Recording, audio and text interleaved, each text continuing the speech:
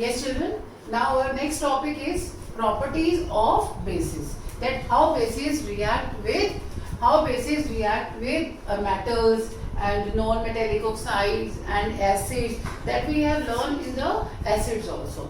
Yes. First reaction I am telling you about the reaction of base with metals. Metals, zinc, aluminium, like all this. Now I am showing you with the help of two examples. Sodium hydroxide, that is NaOH, when react with zinc, when you take zinc granules that we have done in the acid also, zinc granules in a test tube, and now you will add what?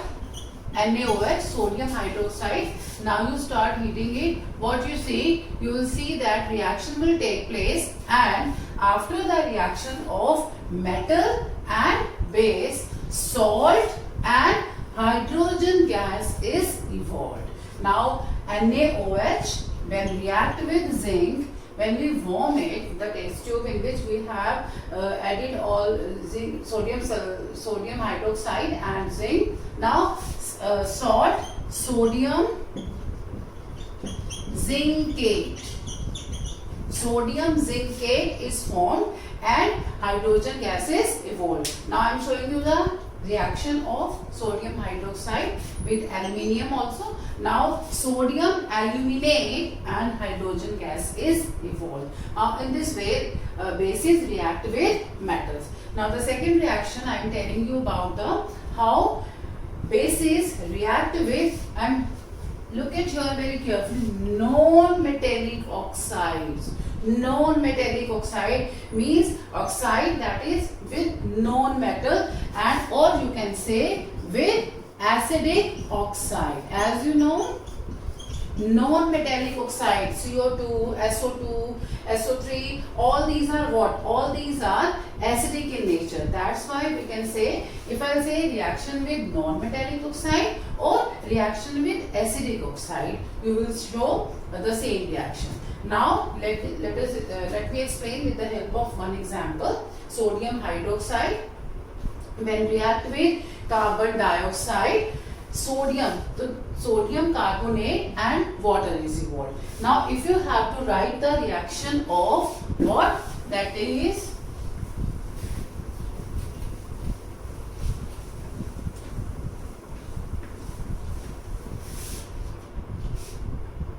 base when react with non-metallic oxides, what is formed? Salt and water. Salt of that metal, non-metal is formed. So I have told you with the help of one example. Sodium hydroxide react with carbon dioxide, Na2CO3, sodium carbonate and water is formed. One more example, calcium hydroxide. Calcium hydroxide slag line. When this slag line react with, this is a base, hydroxide, I have told you, calcium hydroxide. Calcium hydroxide is a base. When calcium hydroxide react with carbon dioxide, now what is formed? Calcium carbonate and water is formed. Now this is how bases react with non-metallic oxide. One more example I am giving you. When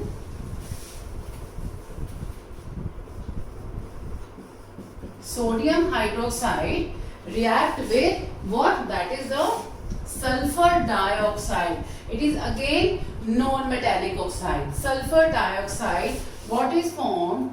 Na2SO3 plus H2O, sodium sulfide.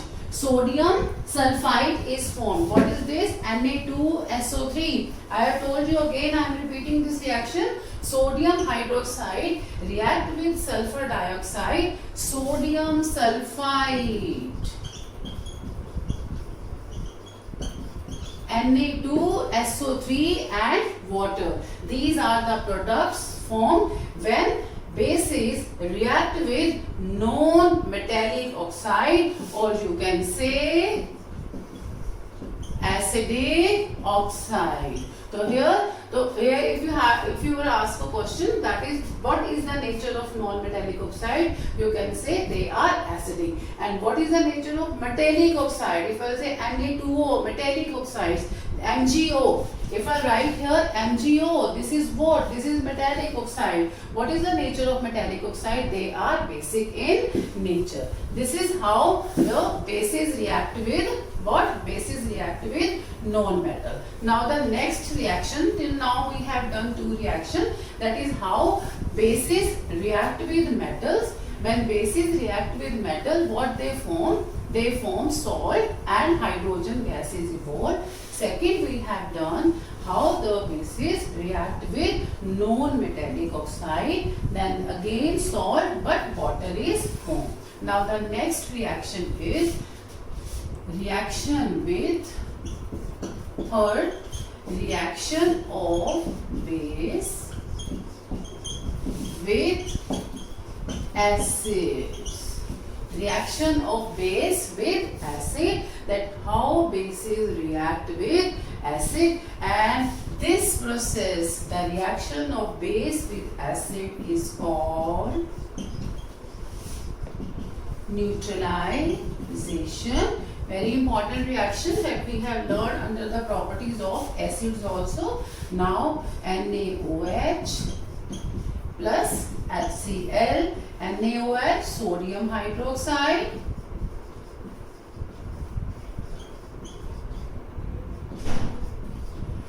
hydrochloric acid,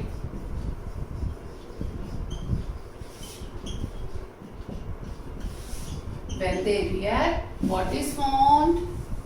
Salt and water. This is sodium chloride. So if you have to write the general reaction, base react with acid, what is formed? Salt and water, and this reaction is called neutralization. Now if I'll show you this reaction with sulfuric acid, NaOH plus H2SO4, sulfuric acid, what is formed? Na2SO4, sodium sulfate, and water. What is this Na2SO4? Sodium. This is sodium sulfate. Now how these bases react with acid? I am giving you one more example. Aluminium hydroxide, when react with acid,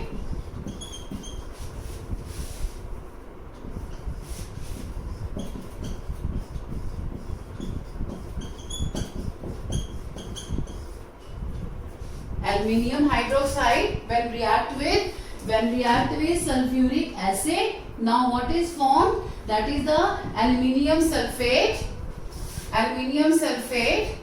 and water. Aluminium sulfate and water is formed. Now again, when acid react with bases, salt and water is formed. Now the next is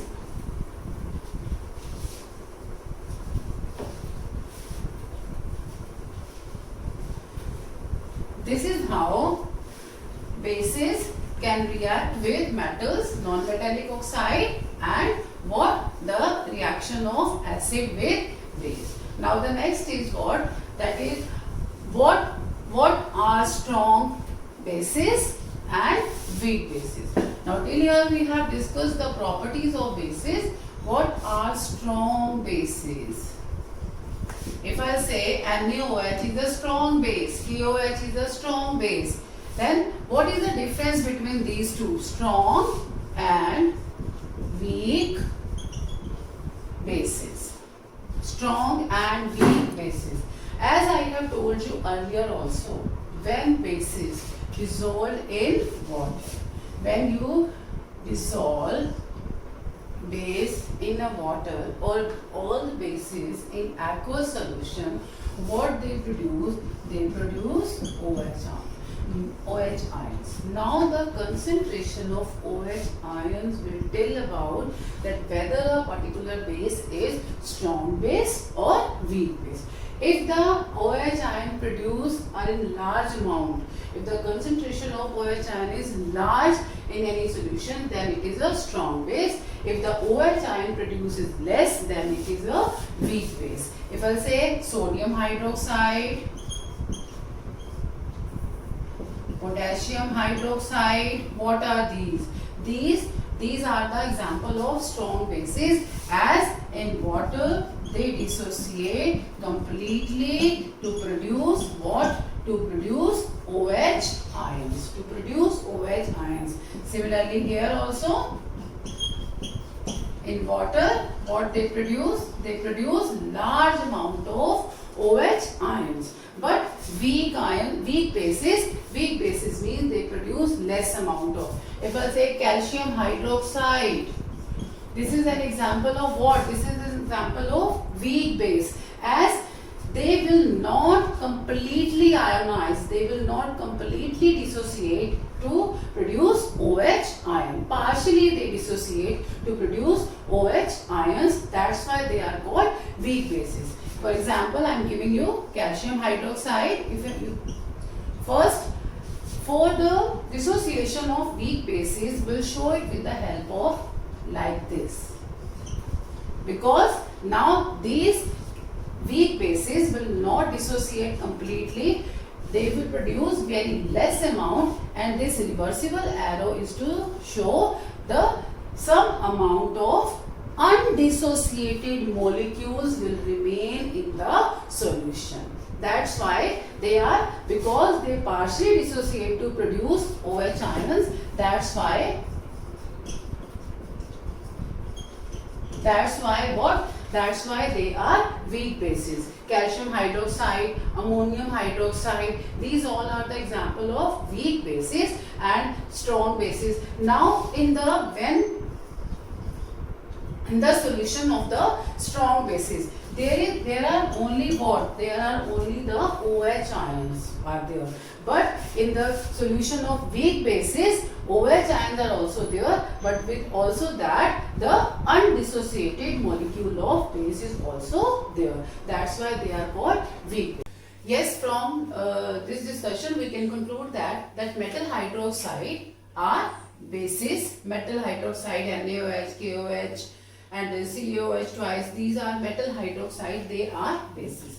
But there are few examples also. These are metal oxides, and these metal oxides are also basic in nature. For example, calcium oxide, quicklime, this is a metal oxide, but it is basic in nature. Magnesium oxide, again basic in nature. Copper oxide, Na2O, sodium oxide, basic. These all are the metal oxides and they are basic in nature. Now see, quicklime when dissolved in water form calcium hydroxide, and this calcium hydroxide when dissolved in water in aqueous solution dissociate into calcium ions and hydroxide ion, and this reversible arrow show that it is a weak base that is partially dissociate into to produce OH ion. Similarly, if I say MgO and when dissolved in water, what does it produce? MgOH twice, magnesium hydroxide. This again proves that this metal oxide is basic in nature. Now one more important topic of this chapter, what is alkali?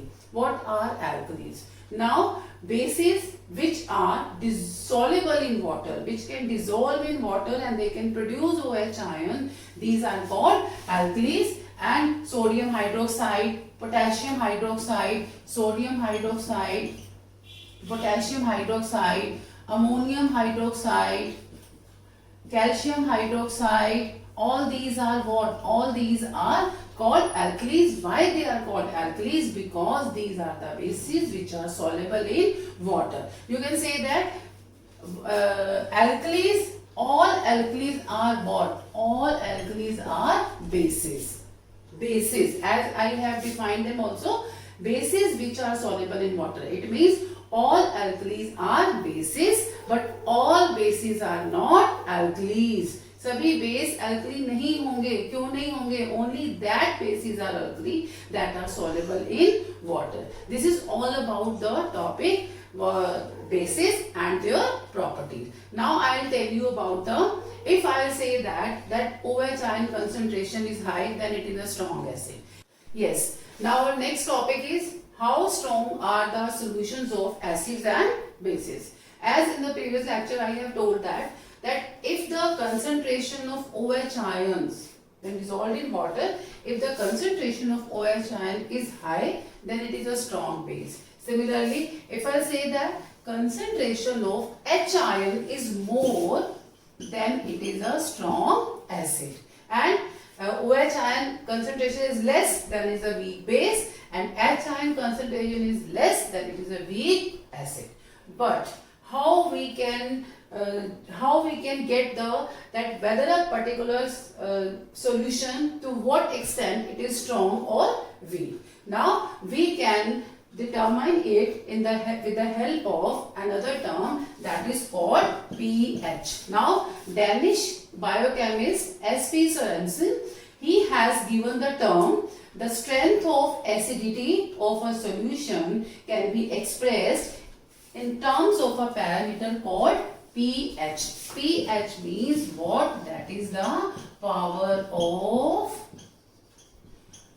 of hydrogen. In terms of pH, we can get that whether a particular acid is how much strong an acid is or how much strong an base is. Now, if the pH is equal to 7, first I will tell you that pH vary from 0 to 14.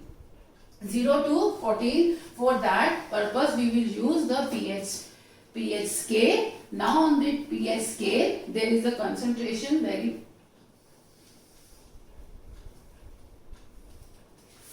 from 0 to 14, 0, 1, 2, 3, 5, 6, 7, 8, 9, 10, 13 and then 14. Now this is the pH scale. On this pH scale there are numbers 0 to 14. If any solution having the pH 7, then it is neutral. Then it is neutral, nor acidic nor basic. Then if the pH is equal to 7, if pH is equal to 7, then a particular solution is what? It is neutral. That is the H ion concentration is equal to OH ion concentration. It is neutral. Now, as we move from 6 to 1, 6 to 1, H ion concentration increase. H ion concentration increase. H ion concentration increase means which nature increase? Acidic nature. Acidic nature. If I say any solution is having the pH of 2, then it is a strong acid. If I am having the two solutions, solution A and solution B, one is having the pH 5 and another is having the pH 1. What is the nature of these two solutions? First, they are acidic in nature, and which is a strong acid? We will say this solution B is a strong acid. Similarly, as we move from 8 to 14, then what? Which nature? Then basic nature, or you can say alkaline. Alkaline nature increase. It means which concentration will increase? OH ion concentration will increase. So you can say, here you can write A, here you can write B. Now this this shows, this left side shows 7 neutral, 7 को mid मान के चलो, 7 is neutral, that is now this and left side of this A acidic, and then right side you have written B, it means this show basic nature, and the 7 show what? It shows that a particular solution is neutral. If I am having the two solution, one is A, another is B. Now in A, if I measure the pH, I will find that the pH is 3, and here if I measure the pH is equal to 11. What is the nature of these two? Now A is of what? Acidic in nature, and B is what? It is basic in nature. If I write here, if I am having two containers, C and D, if I write here, one is having the pH 9, and another is having the pH 13, which is the strong base. D is the what? D is the strong base. In this way, with the help of pH, we can determine that whether a particular solution is strong acid or a weak acid or it is neutral. So if pH is equal to 7, then it is neutral. If pH is less than 7, then it is acidic. Then the H ion concentration is more. If pH greater than 7, then it is basic, and if OH concentration